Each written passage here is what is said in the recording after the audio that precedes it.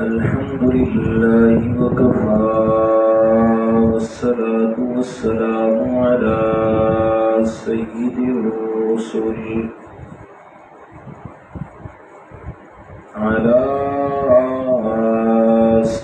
الرسل وخاتم الأنبياء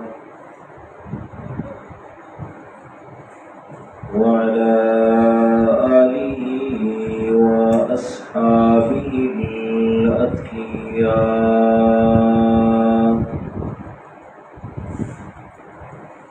الذين هم خلاصة العرب العرباء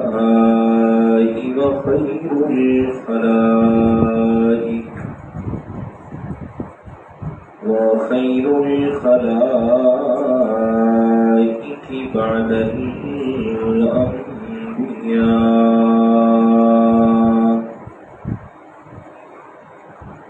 أما بعد فإن خير الحديث كتاب الله وخير الهدي هدي محمد صلى الله عليه وسلم وشر الأمور محدثاتها إن كل محدثة بدعة كل بدعة ضلالة وكل ضلالة في النار.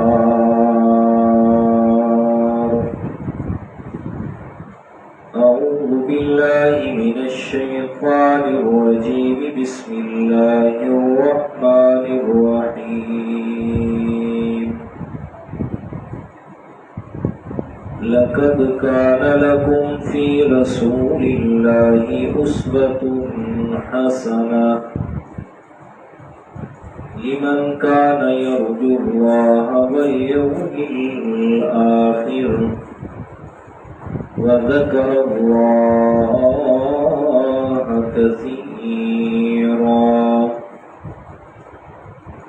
وقال الله تعالى في مقام آخر: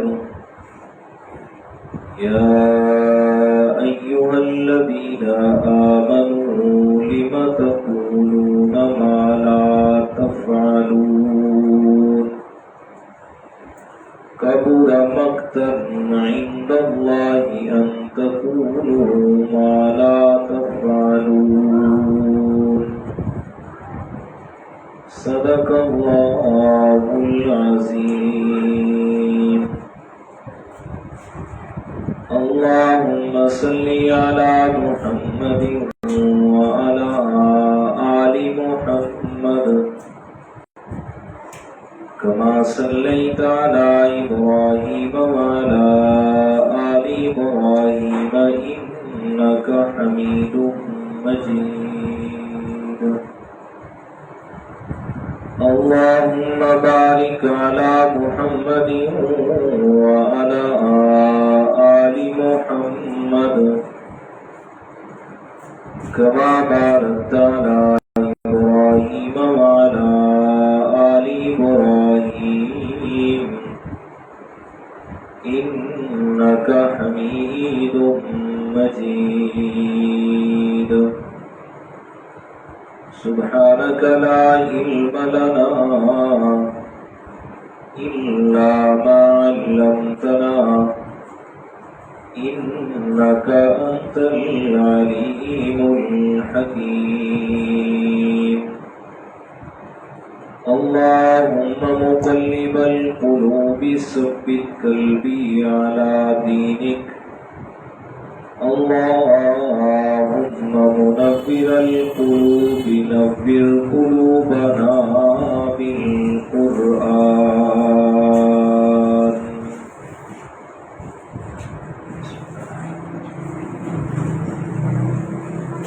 گرامی قدر سامعین،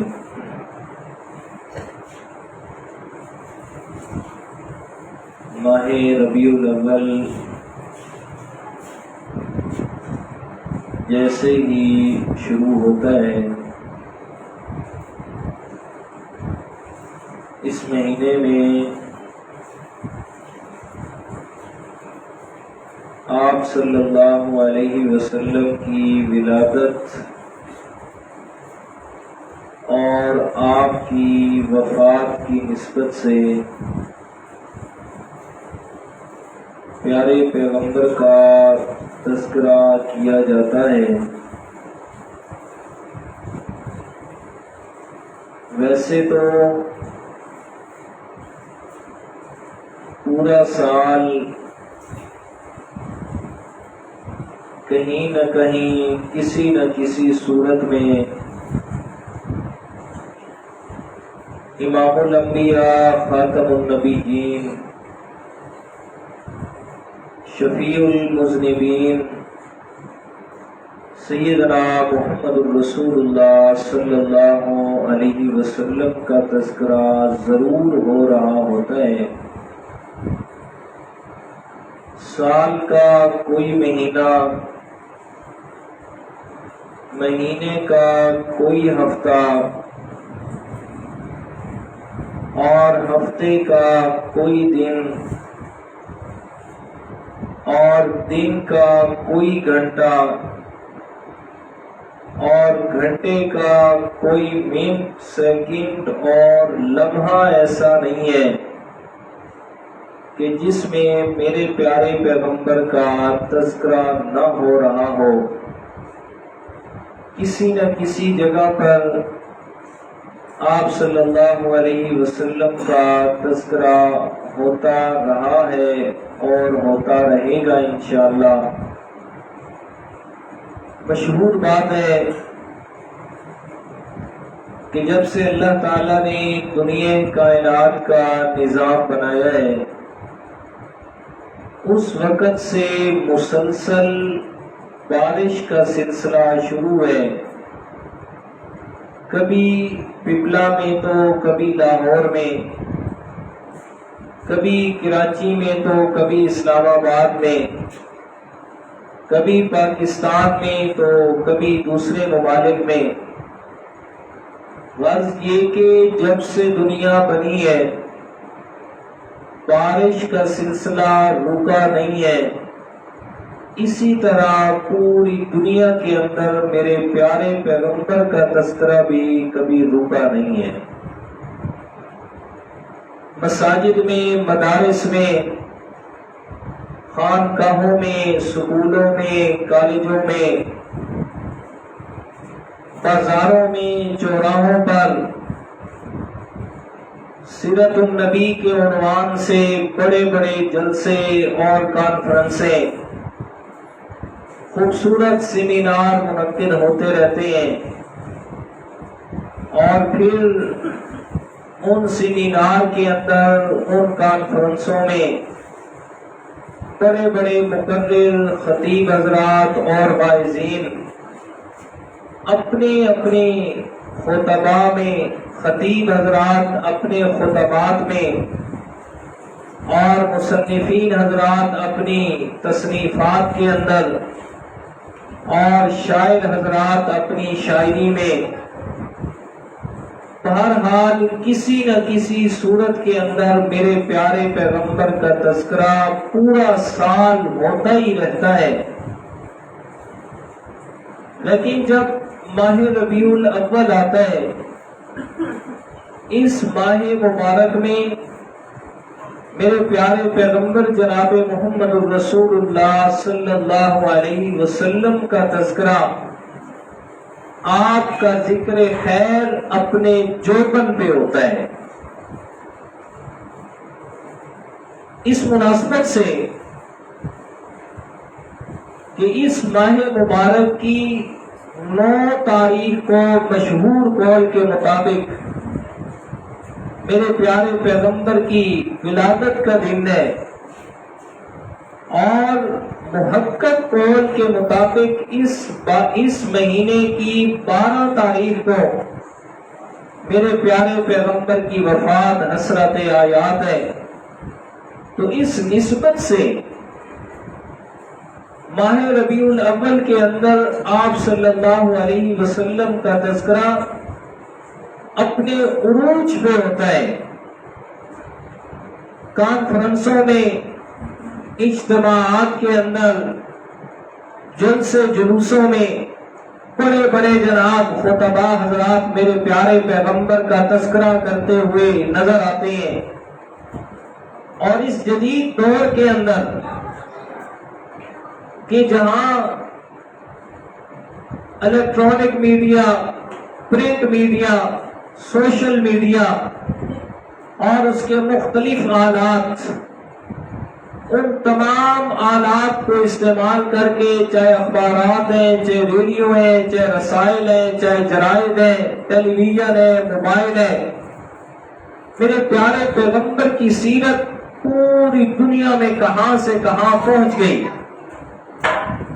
पूरी दुनिया के अंदर मेरे प्यारे पैगंबर की सीरत, आप अलैहिस्सलातु वस्सलाम का तज़किरा कहां से कहां तक पहुंचा दिया गया। लेकिन एक बात समझ में नहीं आती, जलसे जुलूसों में देखो तो हजारों की तादाद, कॉन्फ्रेंसों में देखो तो अनगिनत लोग नजर आएंगे। बड़े बड़े जनाब जलसे और बड़े बड़े जुलूस होंगे, कोई मिलाद के नाम से, कोई किसी नाम से, कोई किसी नाम से।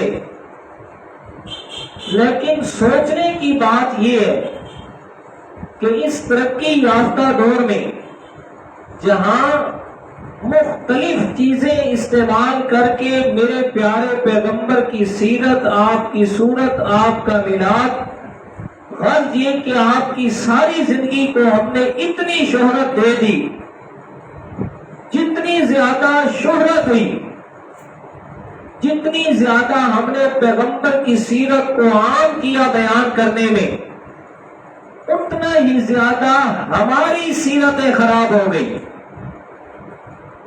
चाहिए तो क्या था कि इस तरक्की याफ्ता दौर में जहां मेरे पैगंबर की सीरत के चर्चे किए गए, बड़े बड़े जनाब आपको इज्तिमाआत नजर आएंगे, बड़ी बड़ी कॉन्फ्रेंसें नजर आएंगी, एक दो दिन में अभी आप देख लेंगे कितने बड़े जुलूस होंगे। लेकिन इन सारी चीजों के बावजूद हमारी सीरत उस आके नामदार सल्लल्लाहु अलैहि वसल्लम की सीरत के बिल्कुल अपोजिट और मुखालिफ हो गई।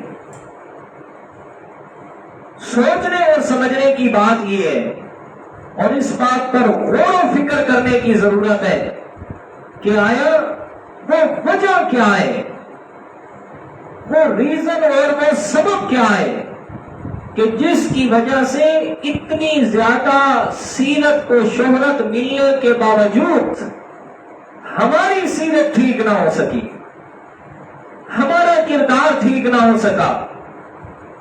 एक खतीब है, एक वाइज है, एक शायर है, एक मुसन्निफ है, एक अदीब है जी, इसी तरह नात खान है, पीर है, मुरीद है, कोई भी है, बयान करने में लंबे लंबे बयान।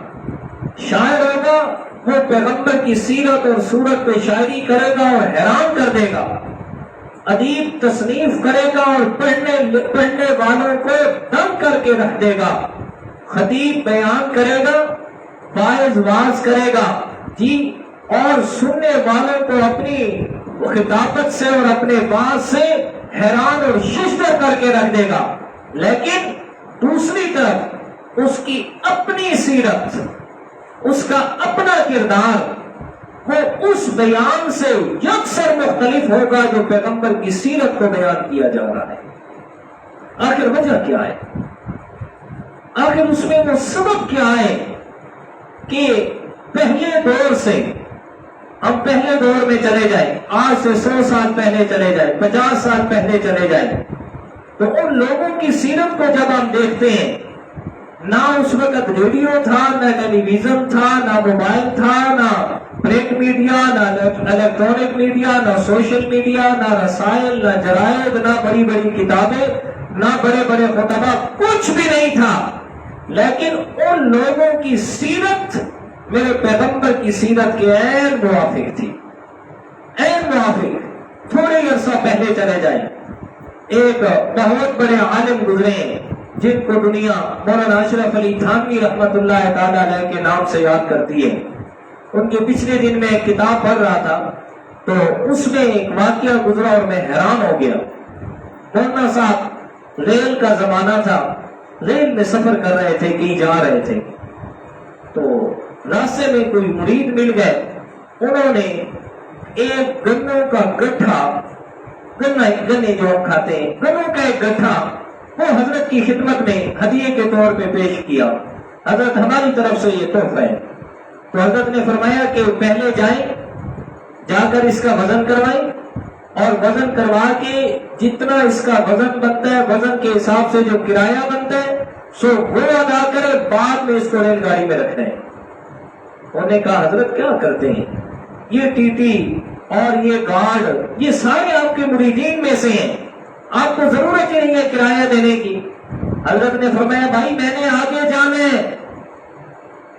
उन्होंने कहा जी अगली ट्रेन पर जब बैठेंगे तो वहां भी जितने गार्ड और टीटी होंगे वो भी हमारे जानने वाले हैं, उन्हें भी कह देंगे, वो भी आपसे किराया नहीं लेंगे। हजरत ने फरमाया नहीं भाई मैंने आगे जाना है। उन्होंने कहा जी आगे तो कोई स्टेशन भी नहीं है, इससे आगे गाड़ी रुक जाएगी, स्टेशन ही नहीं है। हजरत ने फरमाया आप मेरी बात समझे नहीं, मैं कह रहा हूं कि मैंने दुनिया में नहीं रहना, मैंने अल्लाह ताला के सामने पेश होना है।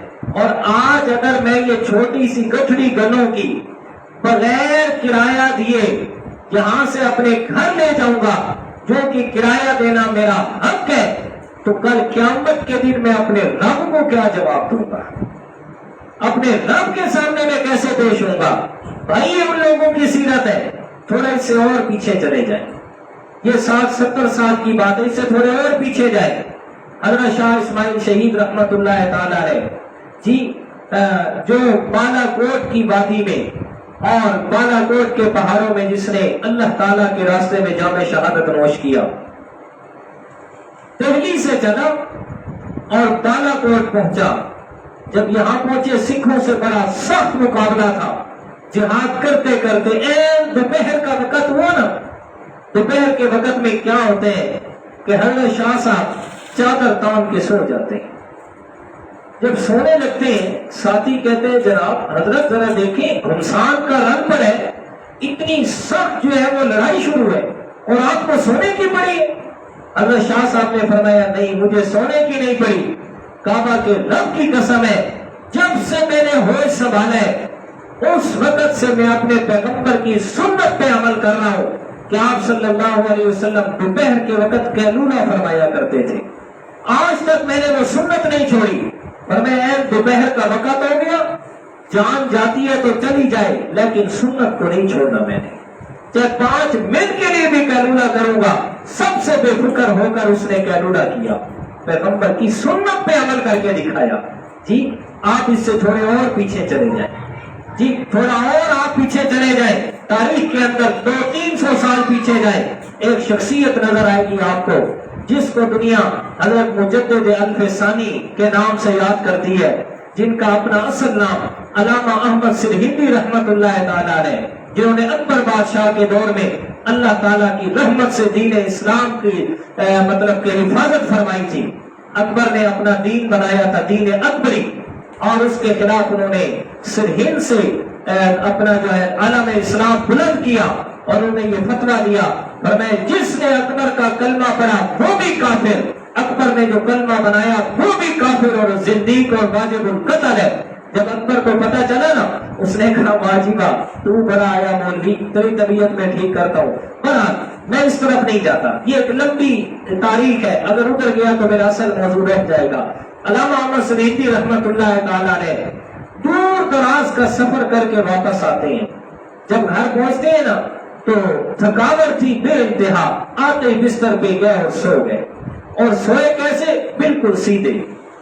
थोड़ी देर के बाद जब आंख खुली ना तो देखा मैं तो सीधा सोया हुआ हूं, ये क्या है?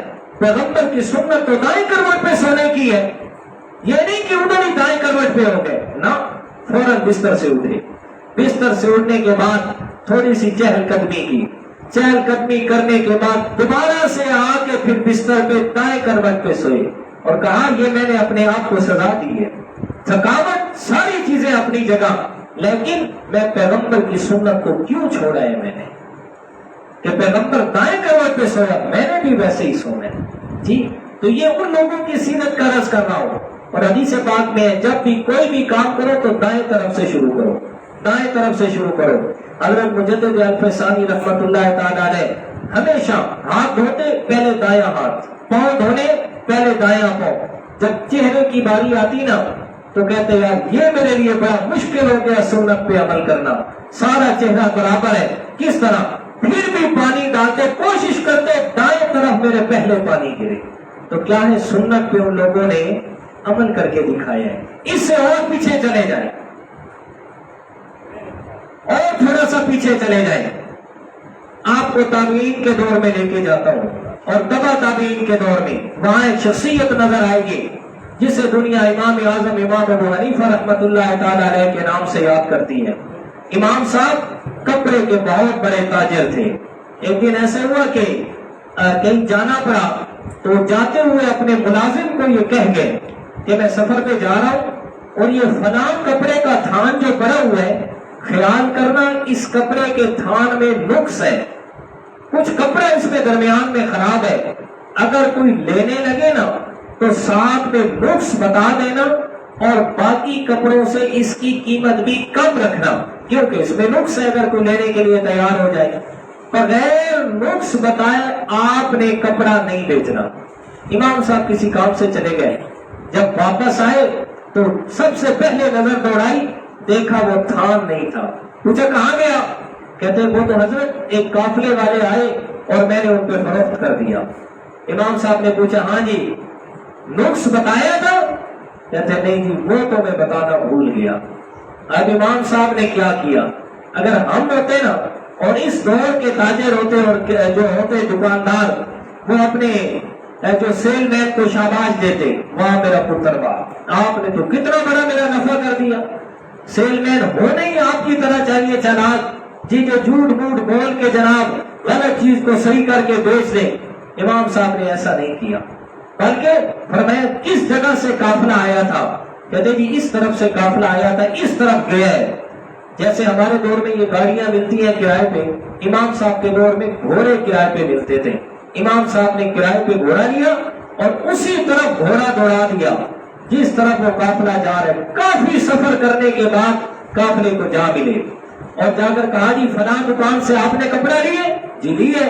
उन्हें कहा जी देखे आप हमें परेशान न करें, हम चोर नहीं है। उन्हें समझे शायद ये चोरी का समझ रहे, हम चोर नहीं है, हम तो खरीद के लाए हैं। इमाम साहब ने फरमाया मैं चोरी का नहीं कह रहा, मैं तो आपको बताने के लिए आया हूँ कि वो जो कपड़ा आपने खरीदा है वो मेरी दुकान थी, उस कपड़े के अंदर ये नुक्स था और मेरे मुलाजिम ने बगैर नुक्स बताए आपको कपड़ा दे दिए और कुल कीमत में दिए। नुक्स की वजह से इसके इतने पैसे आपने ज्यादा दिए, लिहाजा ये पैसे भी लुटाने आया हूं और उसका नुक्स भी बताने आया हूं। जी इसको कहा जाता है सीरत पे अमल। सीरत पे अमल। इमाम साहब के दौर में ना एक दफा बकरी चोरी हो गई कूफा से। बकरी का पता न चला कि जी किसने चोरी की है, ना मिल सकी वापस। इमाम साहब ने चरवाहों को बुलाया और फरमाया कि बताओ कि एक बकरी ज्यादा से ज्यादा कितने अरसे तक जिंदा रह सकती है। उन्हें बताया कि 7 साल उसकी लास्ट उम्र है, 7 साल तक। इमाम साहब ने 7 साल तक बकरे का गोश्त न खाया, सिर्फ शक के बिना पर कि शायद कि ये उसी चोरी वाली बकरी का गोश्त हो। ये मेरे प्यारे पैगंबर की हदीस मुबारक है, फरमाया शक वाली चीज से भी बचना है। जिस पे शक पड़ गया ना हलाल या हराम का, उससे भी अपने आप को बचा के रखना है। तो इमाम साहब ने तकवा देखिएगा उन लोगों का, पैगंबर की सीरत पे अमल देखिएगा, लेकिन दूसरी तरफ ये भी देखें उस दौर में ना ये वसाइल थे जो हमारे पास है, ना ये सोर्सेस थे जो हमारे पास है कि जिनमें सीरत की तशहीर हो रही है। जी ये नहीं थे, ना उस वक्त ये बड़े बड़े जुलूस थे, कुछ भी नहीं था जी। लेकिन उन लोगों की सीरत बाकमाल थी। ان لوگوں کی سیرت با کمال تھی. کس حد تک؟ یہ تو میں نے آپ کو تبع تابعین اور تابعین کی بات سنائی ہے، لیکن اگر آپ اسی طرح پیچھے صحابہ کرام تک جائیں گے تو صحابہ کرام کی تو کیا ہی باتیں ان کے اتباع کی اور ان کے پیغمبر کی سیرت پہ عمل کرنے کی. 2-3 جمعے میں نے پہلے بھی یہ واقعہ سنایا ہے. ایک حبشی غلام تھا، اس کے بال گھگریانے تھے.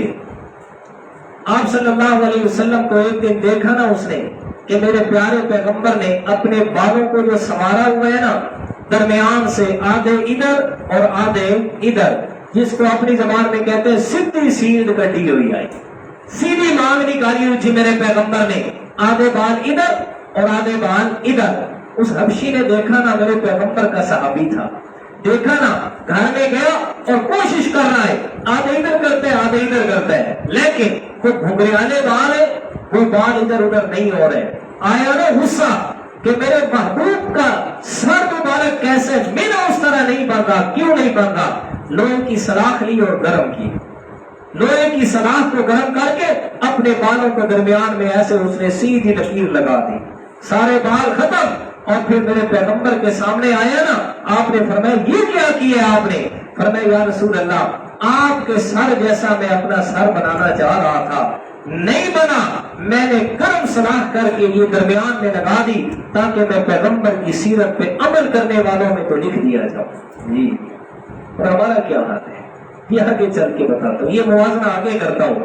جی، صرف پہلے یہ بات سمجھ لیں کہ آج بڑے بڑے جلسے، بڑے بڑے خطباء، بڑے بڑے واعظین، بڑے بڑے جناب پیر اور بڑے بڑے مرید اور بڑے بڑے جلسے اور جلوس، اور جناب 10-10 میل تک اتنے بڑے بڑے جلوس نظر آتے ہیں، لیکن ان جلوسوں میں موجود جو بیان کرنے والے ہیں وہ بھی، جلسوں میں موجود خطباء وہ بھی، واعظین وہ بھی، سننے والے بھی، سب کے سب کی سیرت پیغمبر کی سیرت سے بالکل مختلف ہے تو کیوں ہے؟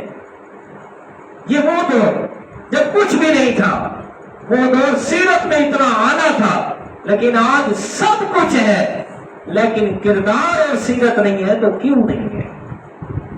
حضرت عبداللہ بن مسعود رضی اللہ تعالیٰ عنہ مسجد نبی میں داخل ہوئے نا، ایک دن جمعے کا دن تھا، آپ صلی اللہ علیہ وسلم نے ایک مسجد کے اندر صحابی اٹھے، ان کو میرے پیغمبر نے فرمایا اجلس، بیٹھ جا. حضرت عبداللہ بن مسعود کے کانوں پہ میرے پیغمبر کی آواز پہنچ گئی کہ اجلس، بیٹھ جا، حکم آ گیا. حضرت عبداللہ بن مسعود جوتوں والی جگہ پہ تھے، ادھر ہی بیٹھ گئے. میرے پیارے پیغمبر خطبہ ارشاد فرما رہے، فرماتے ایسے جب چہرہ مبارک پھیرا نا تو حضرت عبداللہ بن مسعود جوتوں والی جگہ پہ بیٹھے ہیں. فرمایا میرے پیارے وہاں کیوں بیٹھ گئے، اندر آ جائیں. یا رسول اللہ، آپ نے جو حکم دی ہے کہ بیٹھ جائے. میرے پیغمبر نے فرمایا میں نے آپ کو نہیں، میں نے تو مسجد کے اندر جو آدمی کھڑا ہوا تھا اس سے دیا تھا، آپ کیوں وہاں بیٹھے ہیں؟ سنیے گا جواب حضرت عبداللہ بن مسعود کا.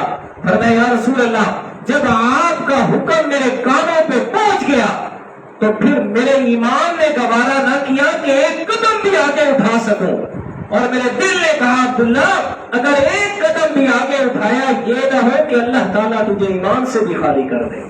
جی، کہ میرے پیغمبر کا حکم آ گیا اور پھر تو آگے آ گیا. تو یہ ہے ان لوگوں کی سیرت، یہ ان لوگوں کی سیرت. لیکن اس وقت میں یہ جو میں نے عرض کی ہے، یہ نہ کوئی ذرائع ابلاغ تھے، جی، نہ کوئی یہ ٹیلی ویژن تھا، اور نہ کوئی جناب کوئی اور یہ میلوں لمبے جلوس نہیں تھے، بڑی بڑی کانفرنسیں نہیں تھی، اور جناب اس طرح لچھے دار بیان کرنے والے خطباء بھی نہیں تھے. یہ پچھلے دن مجھے کالج میں نے ایسے بات کی، ایک ہماری سورت احزاب چل رہی تھی تو اس میں آیات آئی تو میں نے قدرے اس کی تفسیر کی، تو اور ساتھ میں یہ بھی کہا کہ کاش کہ ہم قرآن کے قریب آ جائیں، سارے جھگڑے ختم ہو جائیں. تو آپ کو پتہ ہے کہ اسٹوڈنٹ جو ہوتے ہیں وہ ٹیچر کو فالو کرتے ہیں، اور خاص کر اس ٹیچر کو جن کے ساتھ ان کی زیادہ محبت ہوتی ہے. تو ایک بچہ اٹھ کے اس نے کہا سر مجھے ایک بات تو بتائیں. میں جی، کہتے جی کہ یہ سارے قرآن پہ اکٹھے کیوں نہیں ہوتے؟ سوال تو بنتا تھا اس کا، جب قرآن آیا ہمارے لیے تو اکٹھے کیوں نہیں ہوتے؟ میں نے کہا بیٹا یہ ان سے پوچھے جنہیں قرآن اچھا نہیں لگتا. ہم تو دعوت فکر دے رہے ہیں اور کہہ رہے ہیں آؤ جی قرآن پہ آ جاؤ، سارے کے سارے مسائل ختم، سب مسائل حل ہو جائیں گے کہ جب کس پہ اکٹھے ہو جائیں، قرآن پہ اکٹھے ہو جائیں۔ برابر تو آج سے کچھ عرصہ پہلے یہ کچھ نہیں تھا، لیکن ان لوگوں کی سیرت کیا تھی؟ اعلیٰ تھی۔ آج ہمارے دور میں سب کچھ ہے، لیکن ہماری سیرت پیغمبر کی سیرت کے مطابق نہیں ہے۔ تو کیوں نہیں ہے؟ بس یہ بات سمجھنے کی ہے، اور اس کا ذکر اللہ تعالیٰ نے سورہ صف کی آیت نمبر 3 میں کیا ہے، 2 اور 3 میں، جو میں نے خطبے میں آپ کے سامنے پڑھی ہے۔ وہ ریزن، وہ سبب بیان کیا کہ جو پہلے لوگوں میں نہیں تھا اور ہم لوگوں میں ہے، اس وقت کے لوگوں میں ہے، جس کی وجہ سے ہم سنتے بھی ہیں، سارا کچھ کرتے ہیں، سن رہے پیغمبر کی سیرت کو، سن رہے پیغمبر کے اخلاق کو، لیکن ہمارے اخلاق اس سے بالکل مخالف ہے۔ سن رہے پیغمبر کی سیرت کو، ہماری سیرت پیغمبر کی سیرت سے بالکل اپوزٹ اور مخالف ہے۔ جی ہمارے عقائد، جی سن رہے پیغمبر جو عقائد بیان کر رہا ہے، جی پیغمبر جو پہلے دن اس نے شروع کیا ہے، سب کو پتہ ہے، لا الہ الا اللہ سے شروع کیا پیغمبر نے۔ جب اللہ تعالیٰ نے حکم دیا وَأَنذِرْ عَشِيرَتَكَ الْأَقْرَبِينَ، میرے پیغمبر اب شروع کیجئے گا اپنے قریبی رشتہ داروں سے۔ آپ نے سب کو اکٹھا کیا، اکٹھا کر کے فرمایا بتاؤ میں پیغمبر کے 40 سال زندگی کے، 40 قیمتی سال زندگی کے، کیا فرمایا؟ قیمتی سال۔ اور آپ کو پتہ ہے 15 سے لے کر 40 سال تک، 15 سال سے پہلے بچپنا ہوتا ہے، جی اس میں کوئی سمجھ نہیں ہوتی، کچھ لا بالا پن ہوتا ہے، کچھ 15 سال سے لے کر یہ 40 سال کی جو زندگی ہے نا، جسے آپ جوانی کہتے ہیں، انتہائی قیمتی وقت، اور پیغمبر اس کی تو ساری زندگی اعلیٰ ہوتی ہے، نبوت ملنے کے بعد بھی، نبوت ملنے سے پہلے بھی، نبوت کے بعد بھی پیغمبر کی زندگی قیمتی، اور نبوت سے پہلے بھی پیغمبر کی زندگی قیمتی ہوتی ہے، یاد رکھیے۔ اس لیے میرے پیغمبر قرآن مجید میں بھی اس کو فرمایا فَقَدْ لَبِثْتُ فِيكُمْ عُمَرًا مِّن قَبْلِهِ، فرمایا بتاؤ میں نے اپنی زندگی کے قیمتی 40 سال تم میں گزارے، بتاؤ مجھے کیسے پایا؟ سب نے کہا جربناک مرارا، جی ہم نے 1 دفعہ نہیں، 2 دفعہ نہیں، 3 دفعہ نہیں، سینکڑوں مرتبہ ہم نے تجربہ کیا، آپ سے بڑھ کے سچا بھی کوئی نہیں، آپ سے بڑا امانت دار بھی کوئی نہیں۔ میرے پیغمبر نے فرمایا اتنی مانتے ہو نا، اتنا مجھے کہتے ہو، پھر قولوا لا الہ الا اللہ تفلحوا، پڑھ لو کامیاب ہو جاؤ گے۔ اب لا الہ الا اللہ سے میرے پیغمبر شروع کر رہے ہیں، ہر ایک کو پتہ ہے، ہر ایک کو اس بات کا پتہ ہے، لا الہ الا اللہ پڑھ بھی رہا ہے، اس کے باوجود بھی قبر پہ گرے ہوئے، لا الہ الا اللہ پڑھ بھی رہا ہے، اس کے باوجود قبر کا طواف ہو رہا ہے، لا الہ الا اللہ پڑھ بھی رہا ہے، اس کے باوجود اللہ تعالیٰ کے علاوہ اوروں سے مدد مانگ رہا ہے۔ مشکل آ گئی تو جناب کوئی کسی کے سامنے، کوئی گھوڑا، کوئی جناب پتھر، کوئی قطر، کوئی بڑا، کوئی چھوٹا، کس نے کیا کیا کیا ہوا ہے ہر ایک کو پتہ ہے۔ جی ہمارے عقائد انتہائی گندے، ہماری زندگی کے طریقے سنت کے بالکل خلاف، ہمارا رہن سہن قابل نفرت، ہمارا پورے کا پورا معاشرہ گند سے بھرا ہوا، کوئی ایک فرد الا ماشاء اللہ لاکھوں میں سے ایک ہو، لاکھوں میں سے شاید میں نے کم کہہ دیا، اس دور میں کروڑوں میں سے کوئی ایک کہ جو سنت کے مطابق وقت گزار رہا ہے، وہ اپنی جگہ مبارکباد کا مستحق ہے۔ مگر دوسری طرف عام فام دیکھیں، چاہے عالم ہے چاہے جاہل ہے، مبتدی ہے چاہے امام ہے، پیر ہے چاہے مرید ہے، شہری ہے چاہے دیہاتی ہے، استاد ہے چاہے شاگرد ہے، مل آنر ہے چاہے مزدور ہے، مزارع ہے اور چاہے مالک زمین ہے، غریب ہے یا امیر ہے، تاجر ہے یا مزدور ہے، کوئی بھی ہے، ہر ایک آدمی اپنے حالات کی وجہ سے اس اپنی سیرت کو پیغمبر کی سیرت کے مطابق کرنے میں ناکام نظر آتا ہے۔ تو کیوں نظر آتا ہے؟ وہ ریزن سمجھنا ہے آج کی محفل میں، وہ سبب ہم نے سمجھنا ہے۔ جی بڑے بڑے جلوسوں کے اندر چلے گئے اور اس میں ہزاروں کی تعداد میں ہوئے، اور جب اسی وقت کے بعد آگے نماز کا وقت آیا تو وہی 5-7 لوگ نظر آئے، وہی 5-7 لوگ نظر آئے۔ اس کے علاوہ مسجدوں کی چڑھائیاں نمازیوں کا انتظار کرتے کرتے کرتے پھٹ جاتی ہیں، لیکن نمازی کوئی نہیں آتا۔ تو آخر وہ سبب کیا ہے؟ وہ کون سا سبب ہے کہ جس کی وجہ سے آج ہم بالکل ہی انتہائی پراگندہ حالت میں چلے گئے؟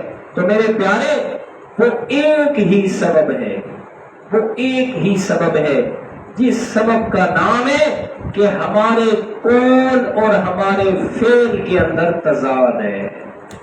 کیا ہے جی؟ ہمارے قول میں، ہمارے فعل میں تضاد ہے۔ کہتے کچھ ہے، کرتے کچھ ہے۔ ہمارے قول و فعل کے اندر برابری نہیں ہے، مساوات نہیں ہے۔ چاہے خطیب ہے، جب ممبر پہ بیٹھا ہوگا اس کا الگ ایمان اور جوش ہوگا، جب عملی زندگی میں دیکھیں گے کچھ بھی نظر نہیں آئے گا۔ پیر صاحب لوگوں کے سامنے ہے، اس کی لوگوں کے سامنے والی زندگی کچھ ہے، اور جب نجی زندگی میں جائیں گے کچھ بھی نظر نہیں آئے گا۔ تو اصل ریزن اور اصل سبب اور ہماری سیرتیں جو بالکل خراب اور پراگندہ ہو گئی، اس میں سب سے بڑی وجہ یہ ہے کہ ہمارا قول اور ہمارا فعل آپس میں برابر نہیں ہے برابر۔ عمل کا فقدان ہے، عمل کا فقدان ہے، جو کہتے ہیں اس پر عمل نہیں کرتے۔ آپ صلی اللہ علیہ وسلم کی سیرت کو اٹھا کے دیکھیں، میرے پیارے پیغمبر کی سیرت کا سب سے بڑا پہلو، سب سے بڑی میرے پیارے پیغمبر کی سیرت کی صفت جو ہے وہ یہ کہ جو میرے پیغمبر نے کہا وہ کر کے دکھایا، جسے کہا اس پر عمل کر کے دکھایا، بلکہ کہا کم عمل زیادہ کر کے دکھایا۔ حکم تھوڑا دیا لیکن خود اس پر عمل کر کے زیادہ دکھایا۔ بے شمار میرے پیارے پیغمبر کی سیرت سے مثالیں ہیں، بے شمار۔ تو ہماری سیرت کے جو خراب ہونے کی سب سے بڑی وجہ ہے کہ بڑے بڑے جلسے بھی ہو گئے، بڑے بڑے جلوس بھی ہو گئے، جناب بڑے بڑی کانفرنسیں بھی ہوگی سیرت اور میلاد کے نام سے، لیکن اصل چیز جو ہے، اصل چیز صرف سننے تک ہم نے محدود رکھ لیا، اسے اپنی سیرت کے اندر ہم نے جگہ نہ دی، اسے ہم نے اپنے عمل کے اندر جگہ نہ دی۔ اگر کوئی جھوٹ بول رہا ہے، جی جھوٹی گواہیاں دے رہا ہے، جن سے جلوس سن کے بھی دیکھ کے بھی اسی طرح جھوٹ نہیں ہے۔ اگر بے نمازی ہے اسی طرح بے نمازی ہے۔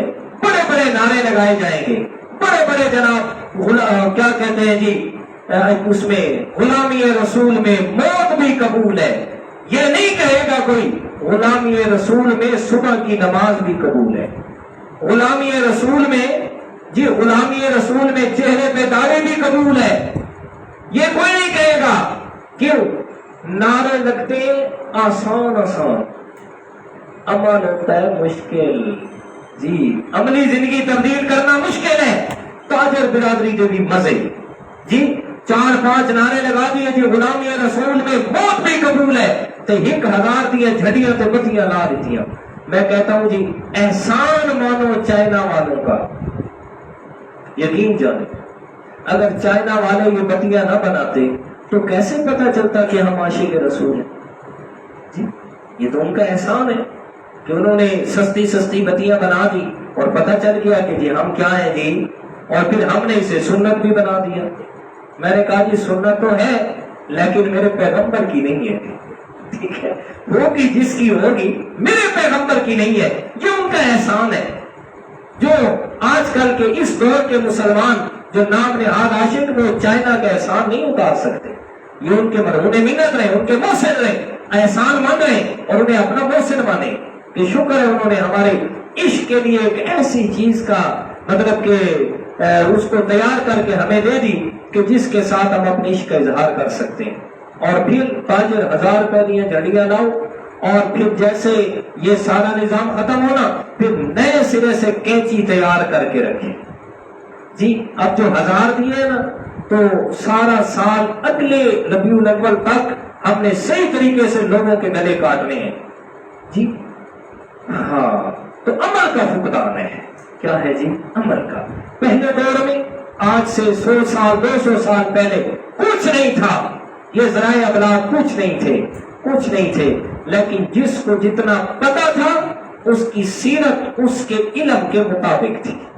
جی ہم کہتے بہت کچھ ہے، کہنے کو بڑا کچھ ہے ہمارے پاس جی، لیکن اپنی سیرت کو تبدیل کرنے کے لیے تیار نہیں ہے۔ اسی کو اللہ تعالیٰ نے سورہ صف میں بیان فرمایا، یا ایھا الذین آمنوا لم تقولون ما لا تفعلون۔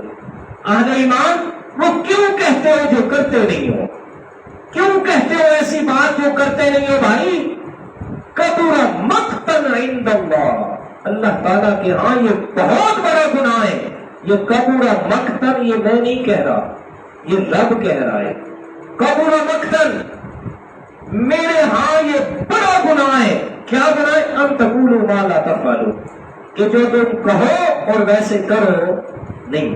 آج ہمارے اندر یہ بات ہے کہ ہم کہنے کو بڑے کچھ ہیں لیکن عمل کچھ نہیں ہے۔ تو پھر کیا ہوتا ہے؟ بڑے بڑے جلسے بھی سنتے ہیں جناب، بڑے بڑے خطباء کی لچھے دار بیان بھی سنتے ہیں، سب کچھ کرتے ہیں، لیکن سیرت کو کبھی تبدیل نہیں کیا۔ سارا کچھ کرتے ہیں لیکن سیرت کو تبدیل کرنے کے لیے تیار نہیں ہے۔ تو اس کا مین ریزن کیا ہے؟ لما تقولون ما لا تفعلون کے مصداق بنے ہوئے۔ آپ صلی اللہ علیہ وسلم کی سیرت کو دیکھیے گا، میرے پیارے پیغمبر کی سیرت سے میں چند مثالیں آپ کے سامنے عرض کرتا ہوں کہ آپ صلی اللہ علیہ وسلم نے فرمایا کہ جو حکم دیا سو حکم تھوڑا دیا لیکن اس پہ عمل زیادہ کر کے دکھایا۔ آج میٹھی میٹھی باتیں ہر کوئی بیان کرتا ہے، میٹھی میٹھی باتیں، میرے پیارے پیغمبر کی پیدائش کا تذکرہ ہوتا ہے، سارے لوگ سبحان اللہ جی، میرے پیارے پیغمبر کے حسن کا تذکرہ ہوتا ہے، آپ صلی اللہ علیہ وسلم کی نبوت سے پہلی زندگی کا تذکرہ ہوتا ہے، پہلی زندگی کا تذکرہ۔ آپ پیدا ہوئے یہ انوارات آئے، آپ علیہ الصلوۃ والسلام معصوم تھے، بچپن میں تھے، آپ نے یہ کیا جی آپ علیہ الصلوۃ والسلام نے یہ جی 10 سال کی عمر میں یہ، 15 سال کی، 20 سال کی، 25 سال کی، 30 سال کی، 35 40 سال سے پہلے کی زندگی بیان کی جاتی ہے۔ اب ایک بات عرض کروں، اگر سمجھ آ جائے تو پھر تو بات ہے، اگر سمجھ نہ آئے تو پھر مزہ نہیں آئے گا۔ میں یہ عرض کر رہا ہوں کہ آپ علیہ الصلوۃ والسلام کی نبوت سے پہلے والی زندگی جو ہے وہ تو کافر بھی مانتا تھا جی، نہیں مانتے تھے؟ مانتے تھے۔ آپ کو حسینوں میں احسن کہتے تھے جی، جمیلوں میں اجمل مانتے تھے جی، کہ آپ سے زیادہ دنیا میں کوئی خوبصورت ہے ہی نہیں۔ سوکھ اقاص کا میلہ بڑا مشہور تھا، ابھی ہم گئے نا 2019 میں، تو میں نے وہ جگہ دیکھی ہے جہاں سوکھ اقاص کا میلہ لگتا تھا، اشارہ صدیق کے ساتھ وہ اقاص والا بازار ادھر تھا، اور اتفاقی طور پہ ہماری رہائش بھی کچھ دن وہاں رہی ہے۔ سوکھ اقاص وہاں دیکھے، بتائے اس جگہ پہ میلہ ہوتا تھا، مصر سے بڑے بڑے خوبصورت آئے، ہر ایک اپنے خوبصورتی پہ ناز تھا۔ ابو جہل کو کہا تیرے پاس بھی کوئی ہے تو پیش کر۔ میرے پیارے پیغمبر 8-9 سال کی عمر ہے، آپ علیہ الصلوۃ والسلام اتفاقی طور پہ ادھر سے گزر رہی ہیں، جیسے گزرے نا تو ابو جہل کی نظر پڑی نا تو کیا کہتے ہیں، ایسے محسوس ہوتے ہیں جیسے اسی طرف سے سورج طلوع ہو رہا ہے۔ آپ علیہ الصلوۃ والسلام کو اٹھایا نا، اٹھا کے لے آیا، ابو جہل کہتے ہیں اس جیسا ہے تو پیش کرو، اس جیسا کسی کے پاس ہے تو پیش کرو۔ تو نبوت سے پہلے والی زندگی تو کافر بھی مانتا ہے جی۔ آپ علیہ الصلوۃ والسلام پیدا ہوئے، ابو لہب کی لونڈی نے ابو لہب کو جا کے بتایا کہ جناب تیرے فوت ہوئے بھائی حضرت عبداللہ اس کے گھر میں بیٹا پیدا ہوا ہے۔ ابو لہب نے کہا ہے بیٹا پیدا ہوا ہے؟ اس نے کہا بیٹا ہے اور بیٹا بھی لاجواب ہے، آپ دیکھیں تو صحیح۔ اس نے کہا ایسے انگلی کا اشارہ کیا، اس نے کہا اگر تو سچ کہہ رہی ہے نا تو میں نے تجھے آزاد کر دیا۔ وہ تو سچ تھا، تو اس کو اس نے کیا کیا؟ آزاد کیا۔ یہ ابو لہب تھا، یہ پہلا آدمی تھا کہ جس نے میرے پیارے پیغمبر کی میلاد پہ کیا کی تھی؟ خوشی کی تھی۔ ذرا آگے چلیں گے تو آپ کو پتہ چلے گا، یہ پہلا میلادی تھا۔ اور آگے جب میرے پیغمبر کی 40 سال کی بعد کی زندگی شروع ہوئی تو اس میں اس نے کیا کیا تھا؟ ادھر خوشی کرنے والا بھی پہلا تھا. اور جب میرے پیارے پیغمبر نے ایسے اشارہ کیا تھا نا، پڑھ لو قولوا لا الہ الا اللہ تفلحوا، تو اسی نے بکواس کیا تھا تبا لک یا محمد علیہ باللہ. اللہ کرے یہ تیری انگلی ٹوٹ جائے جس سے تو نے اشارہ کیا، نعوذ باللہ من ذالک. یہ کوئی تھا جس نے انگلی کا اشارہ کیا تھا کہ جی تو سچ کہہ رہی ہے تو کیا ہے، آزاد ہے. پھر یہ کل پرسوں جلوس آ رہے ہیں، اس پہ جناب یہ دلیل بڑی دی جاتی ہے. کہتے ہیں جی ابو لہب فوت ہوا، اور فوت ہونے کے بعد ایک آدمی کو خواب میں ملا. وہ آدمی کون تھا؟ میرے پیغمبر کا چچا حضرت عباس، ابھی مسلمان نہیں ہوا تھا، یہ جب وہ اسلام سے پہلے کی بات ہے. اس کو ملا خواب میں. حضرت عباس نے پوچھا سنا ابو لہب کے بنائے؟ اس نے کہا یار کچھ نہیں، بڑی بھیڑی ہوئی ہے جی، گئے اور جہنم میں جل رہے ہیں. اس نے کہا پھر؟ اس نے کہا سارا جسم جہنم میں جل رہا ہے، لیکن وہ ایک انگلی جس سے میں نے وہ اپنی لوڈی کو آزاد کیا تھا اپنے بھتیجے کی ولادت پہ، تو اس انگلی سے مجھے پانی ملتا ہے جہنم میں، تو اس انگلی سے پانی ملتا ہے جو میں پیتا ہوں تو میرا عذاب کچھ کم ہو جاتا ہے. پھر آگے مولوی صاحب حاشیہ چڑھاتے ہیں جی کافر میلاد مناوے تو اس کو اتنا فائدہ ہوئے تو جی اگر تسا مناؤ آگے جناب پڑھی پڑھائی کو نعرے تکبیر نعرے غوثیہ نعرے فلاں چل میرا. یہ ہو گئی دلیل، یہ ہو گئی دلیل. اب میری بات سنیے گا، اس کا جواب میں اپنی طرف سے نہیں، ایسی صورت پڑھنے لگا ہوں جو آپ سب کو یاد ہوگی، سب کو یاد ہوگی. سورت تبت یدا، جی کیا ہے پڑھیے گا، تبت یدا ابی لہب وتب ما اغنى عنه ماله وما كسب سيصلى نارا ذات لهب وامرأته حمالة الحطب في جيدها حبل من مسد. اللہ تعالیٰ فرماتے ہیں میرے پیغمبر ابو لہب نے آپ کی ایک انگلی کا نام لیے نا، میرے پیغمبر میرے پیارے آپ نے جواب نہیں دینا، جواب میں رکھ دوں گا. 40 سال آپ ان میں رہے، کسی نے آپ کو کچھ نہیں کہا، صادق اور امین کہہ کے پکارا.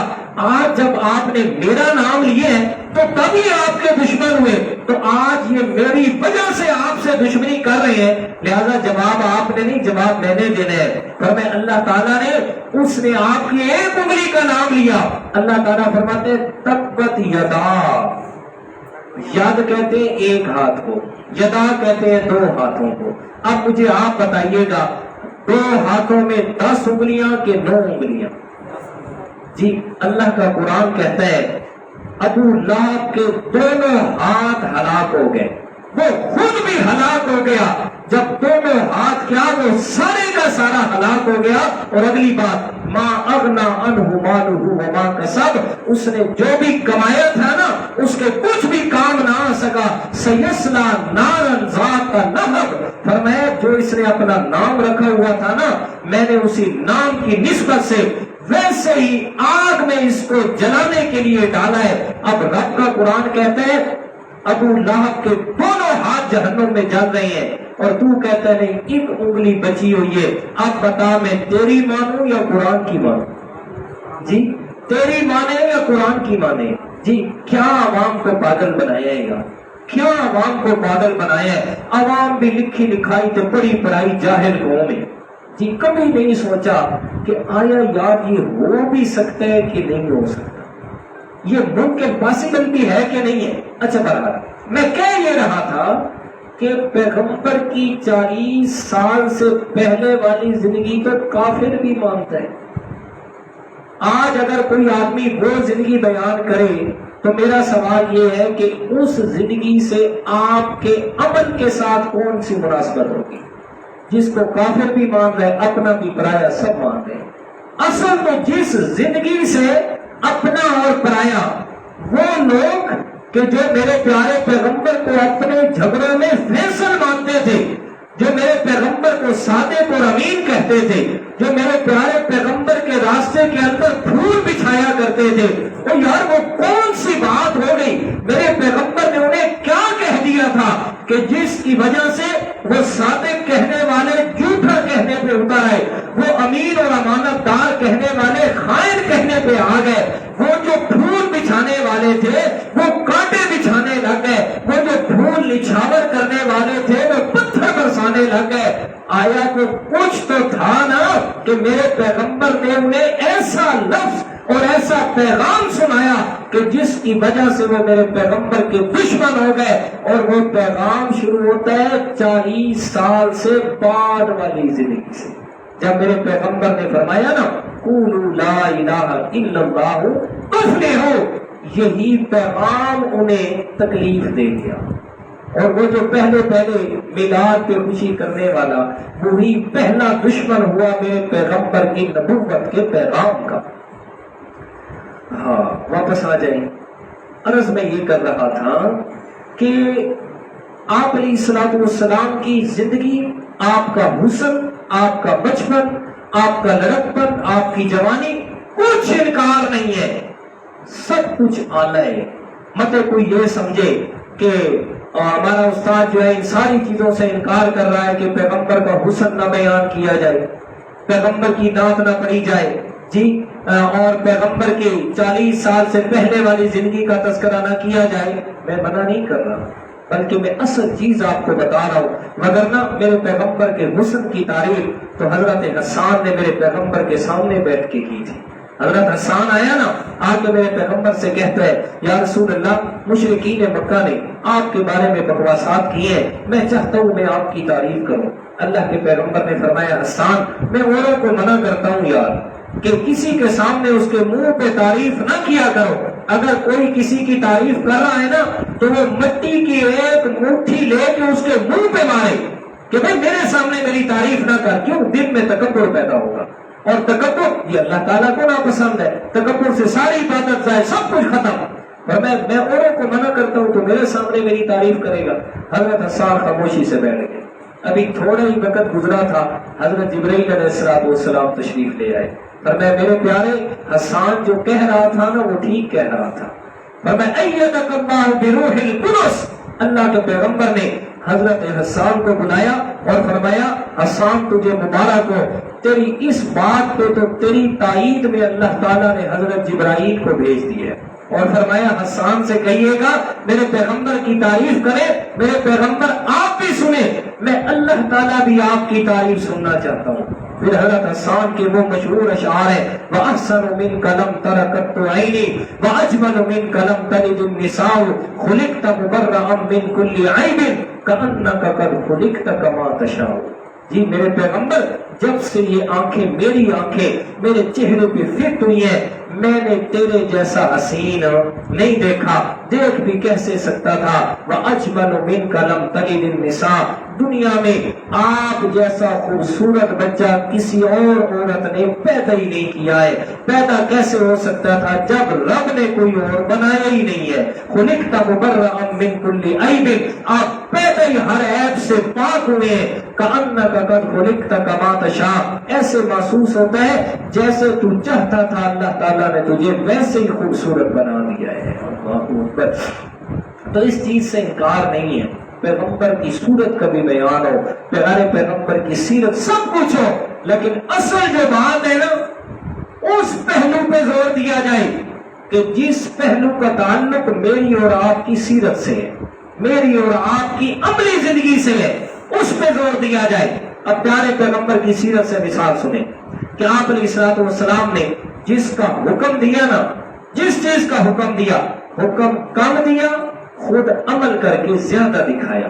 مثلا آپ نماز کو دیکھ لیں، بالکل عام بات ہے، نماز کی مثال لے لیں، امت پر کتنی نمازیں فرض ہیں؟ 5۔ یہ 5 بھی کس وجہ سے ہوئی تھی؟ میرے پیارے پیغمبر کی رحمت کی وجہ سے، مگر نہ کتنی ہونی تھی؟ 50۔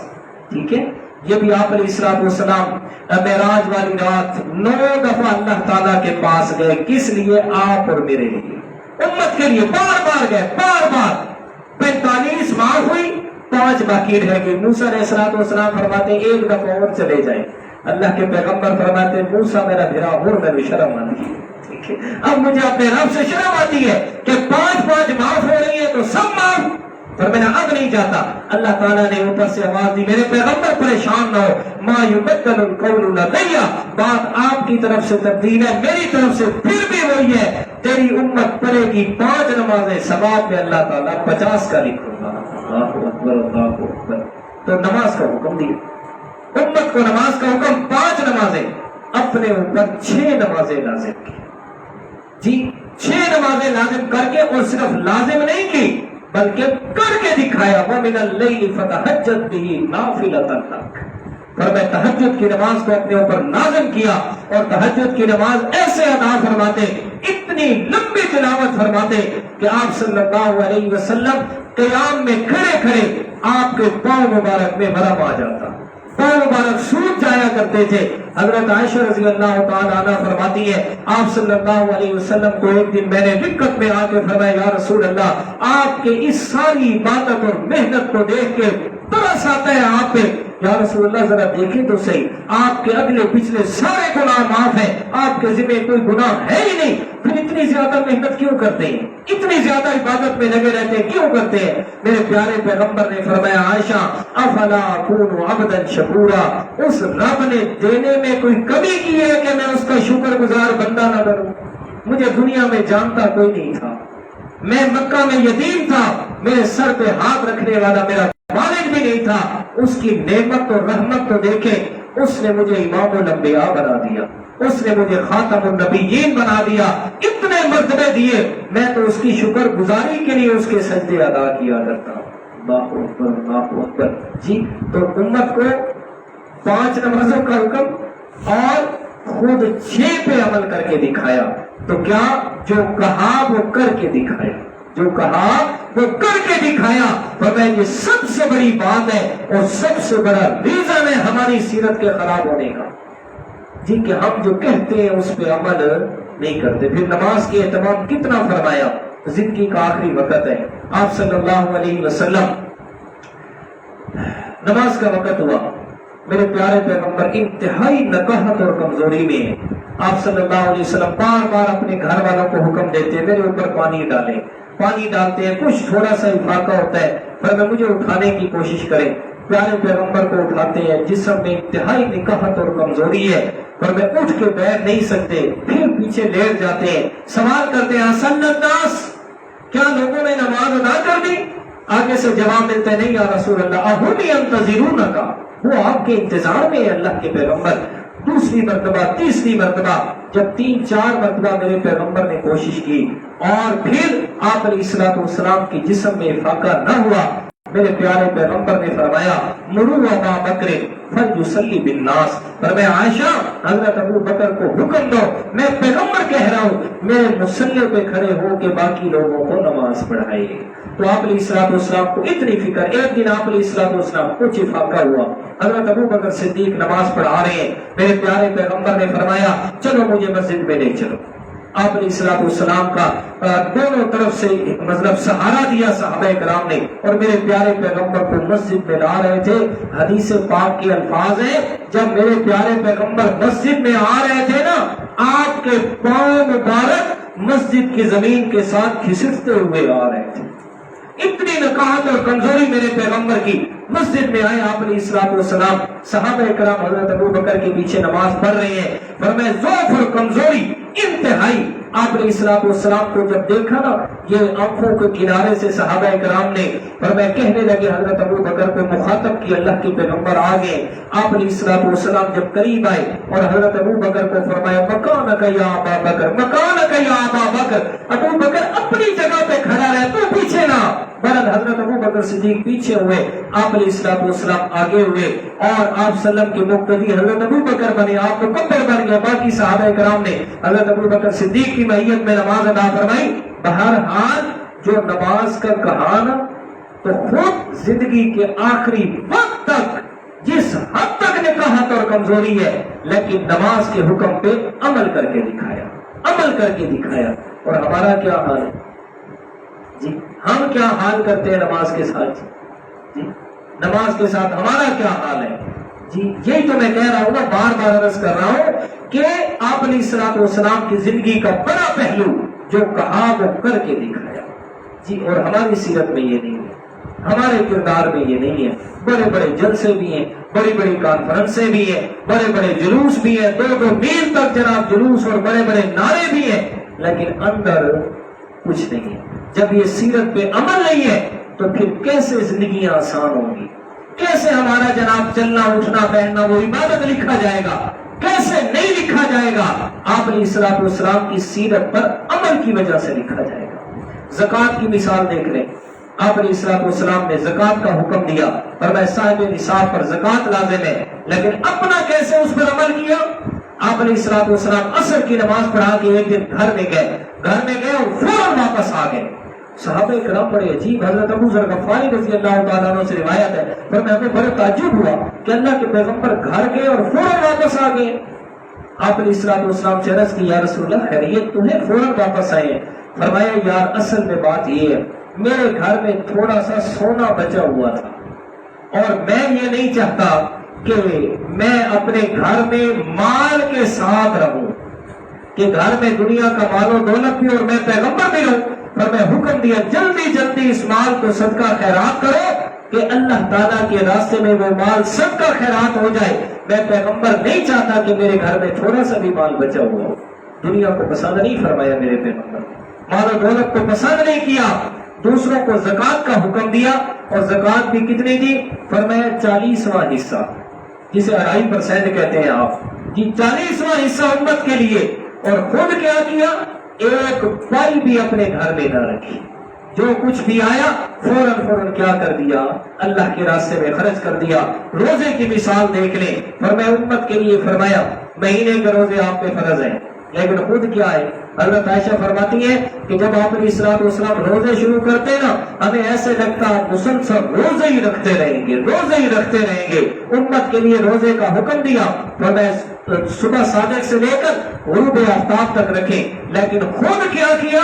हज़रत आयशा फरमाती है आप अलैहिस्सलाम बाज़ औक़ात एक सुबह रोजा रखते ना, मुसलसल 1-2 दिन उसी रोजे से ही गुजार दिया करते थे।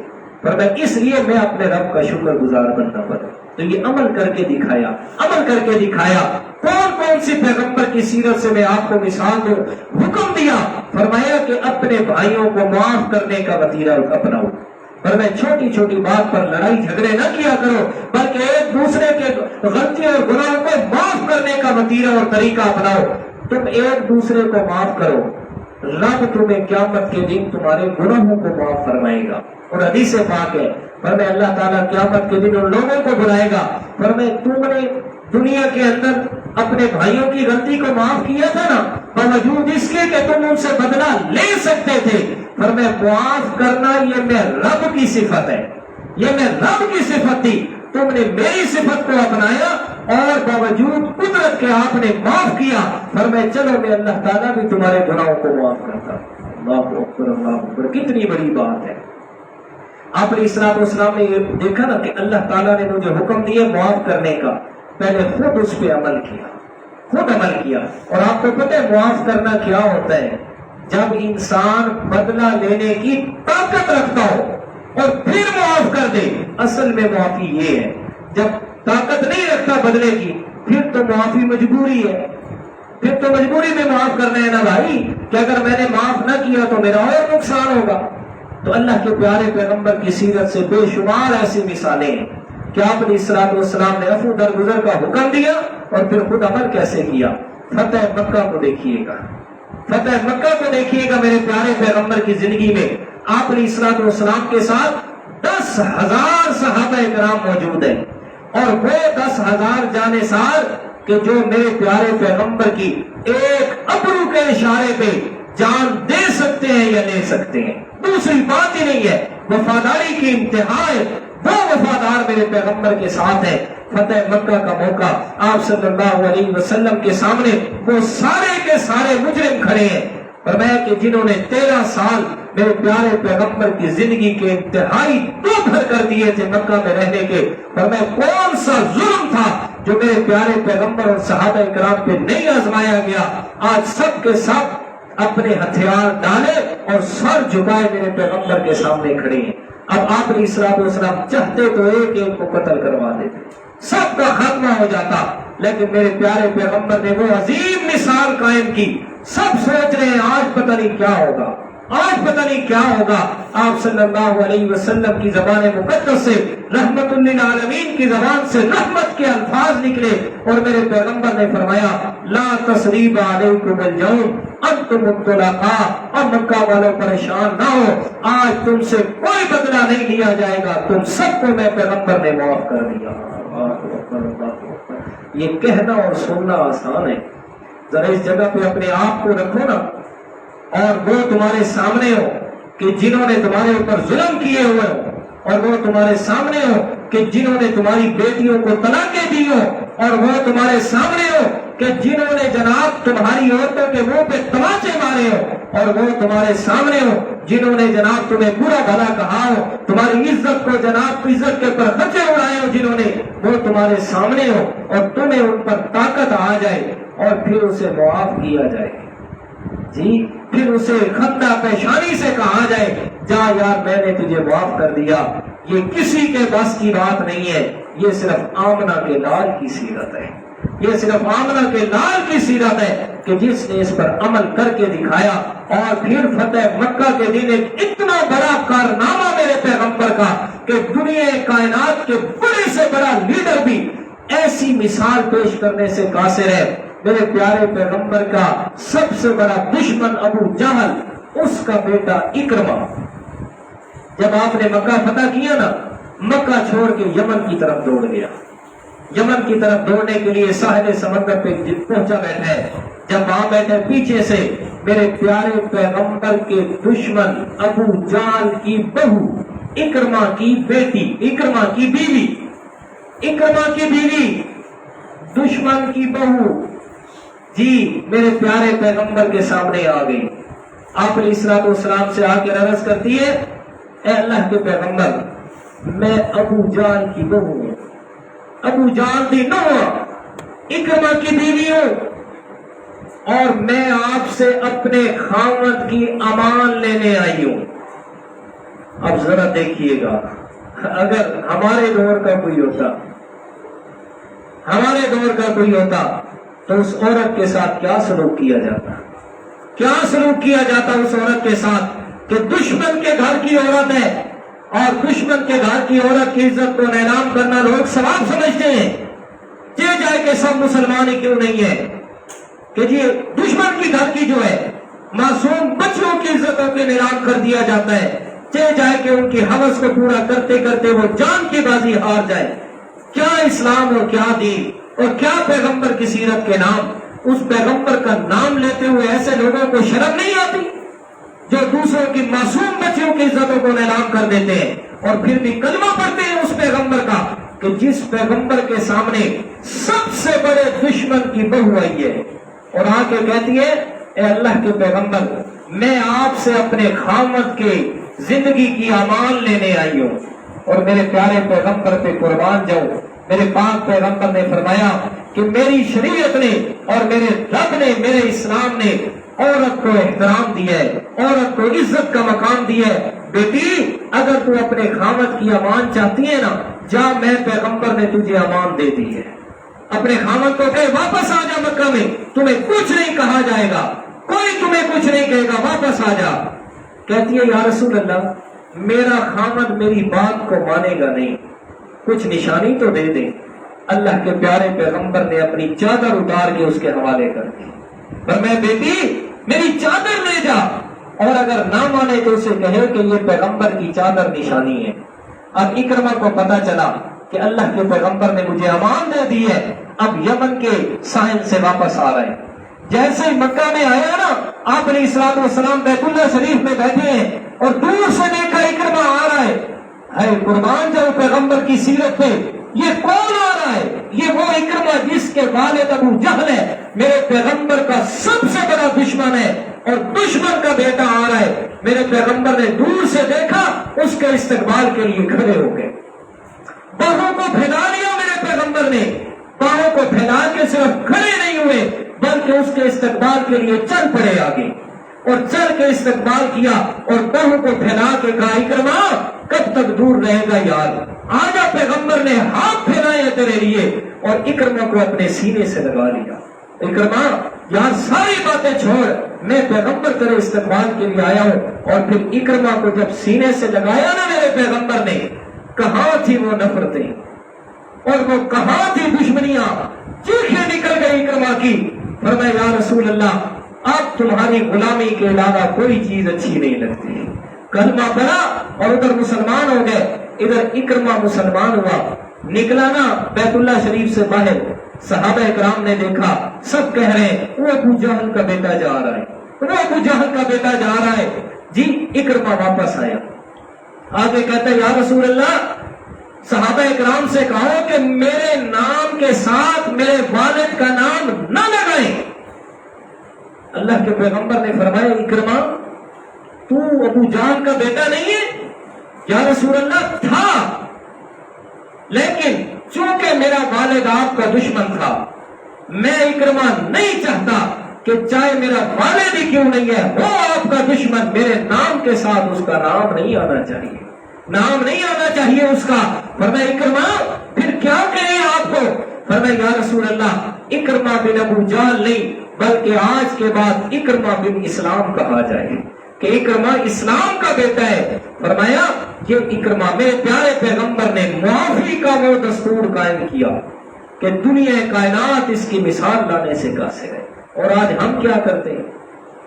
دشمن تو دور کی بات ہے, ہم تو اپنے بھائیوں کو معاف کرنے کے لیے تیار نہیں ہیں. جی یہ کون ہے؟ جی یہ دو بھائی آ رہے ہیں جی, ایک کا منہ شمال میں ایک کا منہ جنوب میں, سگے بھائی ہیں, تعلق نہیں ہے. اور پھر جب اس کی بیس میں جاتے ہیں کوئی بات ہی نہیں ہوتی. ایک کون ہے جی؟ یہ ننے حال ہے, رشتہ داری نہیں ہے, مطلب تعلق نہیں ہے, ننے حال تو ہیں لیکن بول چال نہیں ہے. یہ کون ہے جی؟ یہ ننے حال ہے, یہ چاچا ہے, یہ ماموں ہے, یہ خالو ہے, یہ پھوپھ ہے, لیکن آنا جانا نہیں ہے. کیا مطلب؟ معافی نہیں ہے.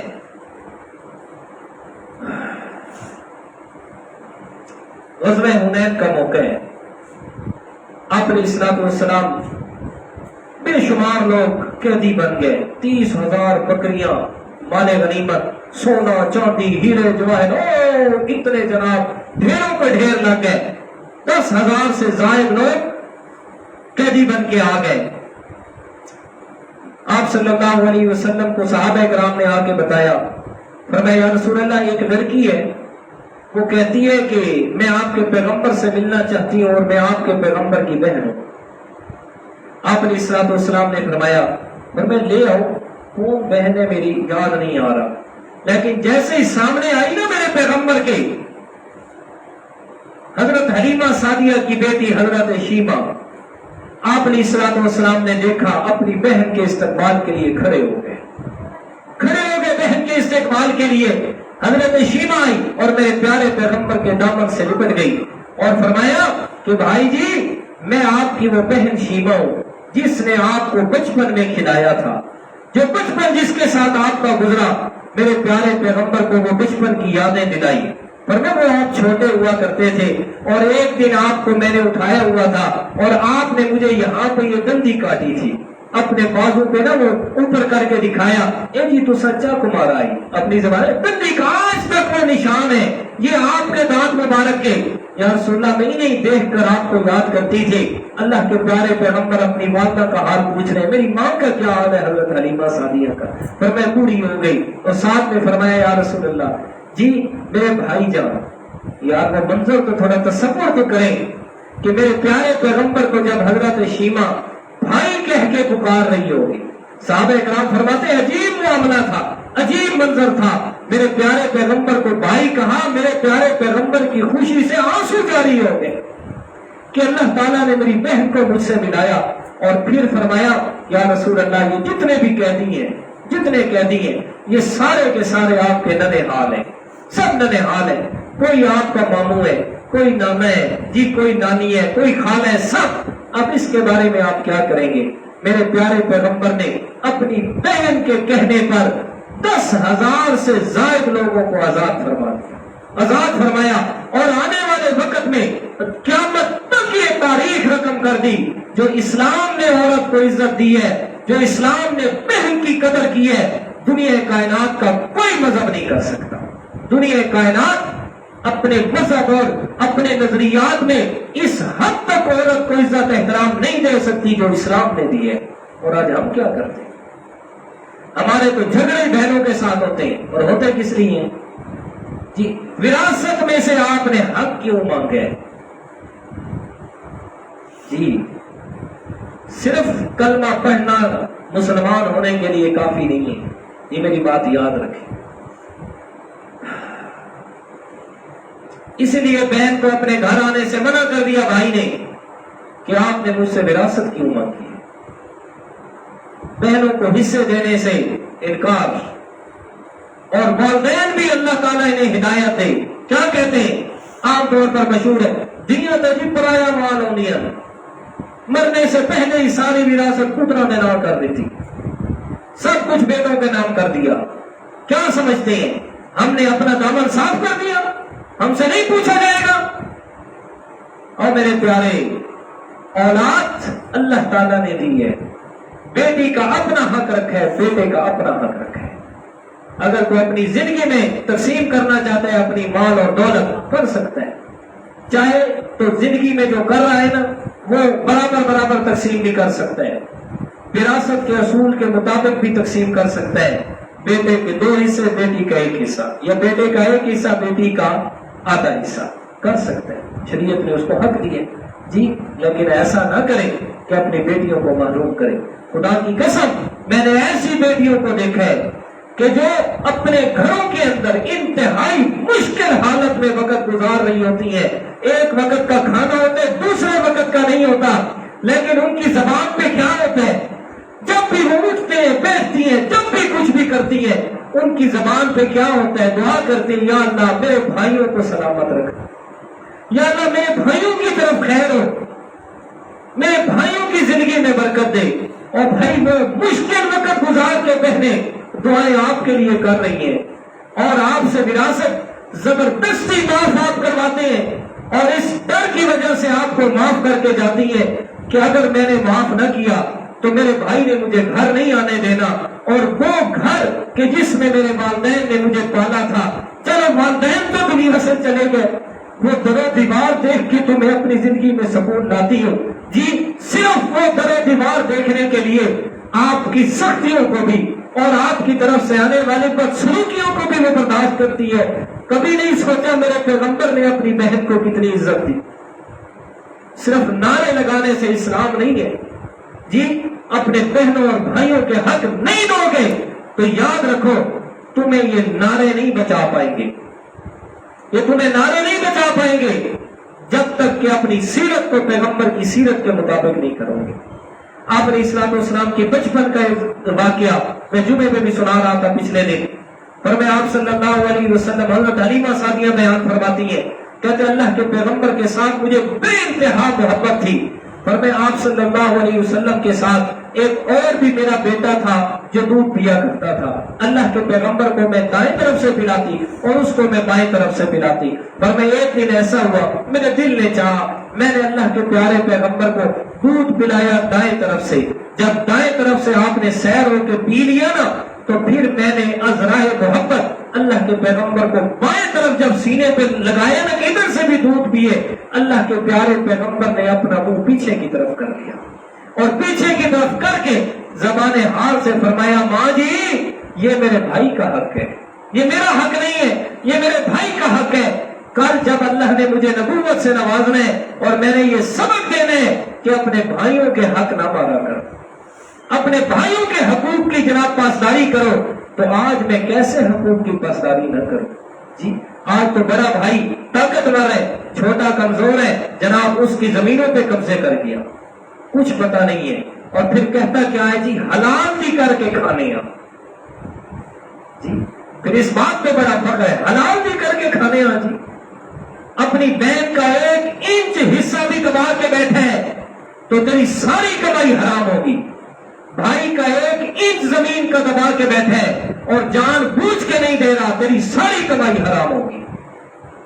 اس کی مثال اکثر میں دیا کرتا ہوں، 1 من دودھ کا بڑا ہے اور اس میں تھوڑا سا پیشاب ڈال دیں، نتیجہ سب حرام، ختم، کوئی نہیں استعمال کرے گا۔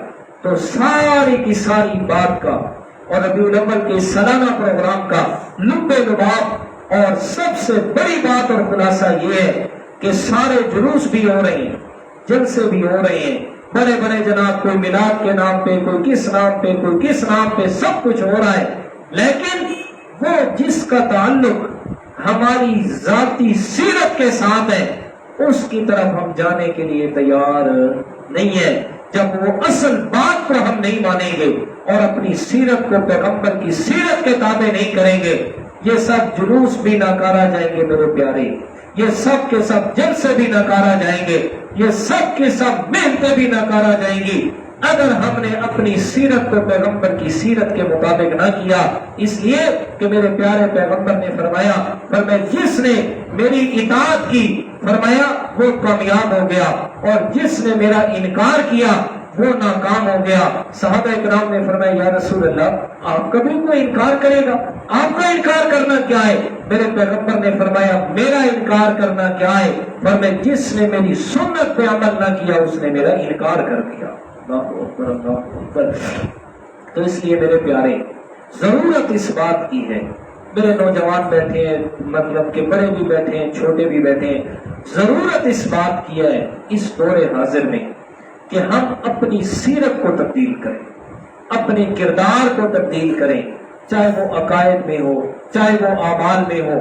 اگر وہ تبدیل نہ ہوا تو پھر یہ ساری چیزیں ناکارہ جائیں گی، یہ سارے کی ساری چیزیں کچھ بھی کام نہیں آئے گا جب تک پیغمبر کی سنت کو فالو نہیں کریں گے۔